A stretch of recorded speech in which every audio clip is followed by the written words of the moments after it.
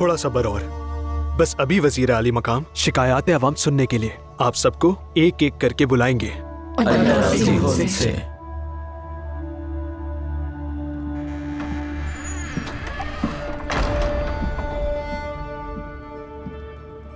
आपकी इजाजत से दीवान शुरू कर रहे हैं वजीर मोहतरम।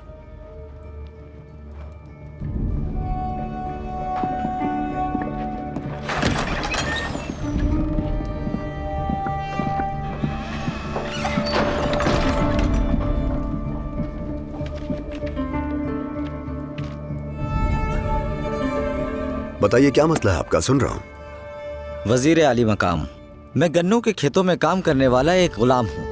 हम गुलामों के खानदान और बच्चे परेशान हैं। हमारा निगरान ना सिर्फ हमारे हिस्से से कम अशिया देता है बल्कि हक मांगने पर जुल्म भी बहुत करता है। जीना मुहाल हो चुका है हमारा। खुदारा हमारी मदद करें। उस निगरान के साथ क्या मसला है आखिर? गुलामों पर इतना जुल्म कर रहा है। तुम कहीं अपने काम में कोई चोरी तो नहीं करते? कभी नहीं।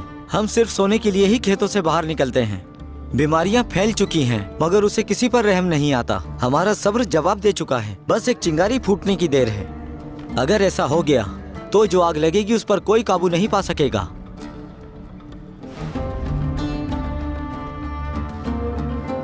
आखिर कौन है इनका मालिक?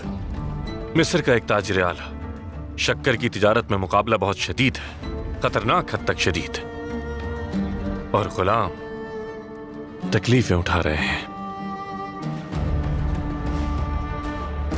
तुम वापस अपने काम पर जाओ। अभी मैं ये मसला बजाते खुद देखूंगा। तहकीकात हो जाने तक अपने साथी गुलामों को बाज रखना।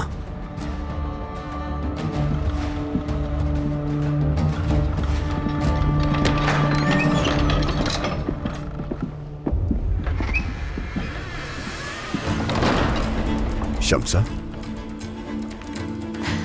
वजीर आली मकाम, इजाजत हो तो मैं भी एक शिकायत लेकर हाजिर हुई हूँ।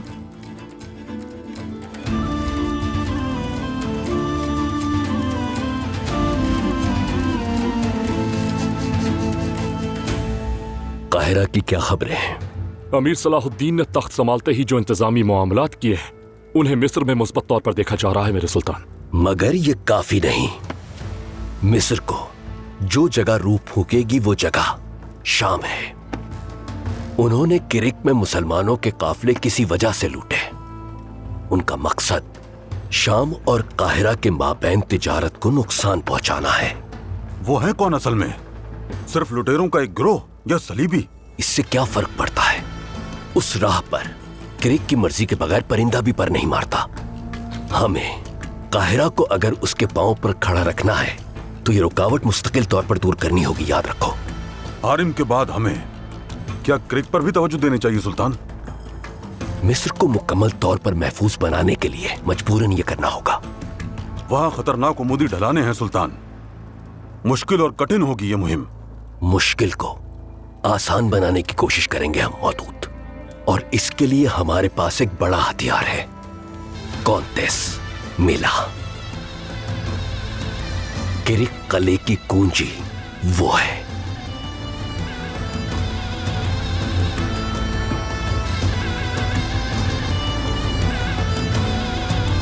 बताओ मुझे क्या शिकायत है तुम्हारी? आप है मेरी शिकायत वजीर आली मकाम। मुझे आपका फैसला कबूल नहीं। गुलचेहरा की कातिला मिला रिहा कर दी जाएगी। ठीक सुना है मैंने? मुझे भी इसकी तवक्को नहीं थी। उसके मुजरिम ना होने के बायस यही हुक्म दिया है काजी उल क़ुज़ा ने। और आप खामोश बैठे ये नाइंसाफी देखते रहेंगे, ऐसा ही है ना? इंसाफ हमेशा वैसा नहीं होता जैसा हमारा दिल चाहता है शम्सा। फिर कभी मिस्र की सरजमीन पर कदम ना रखने की शर्त पर उसे रिहा कर दिया जाएगा। मुझे कानून की नहीं, सिर्फ अपने ज़मीर की परवाह है। आपके फैसले ने मुझे मायूस किया वजीर सलाहुद्दीन।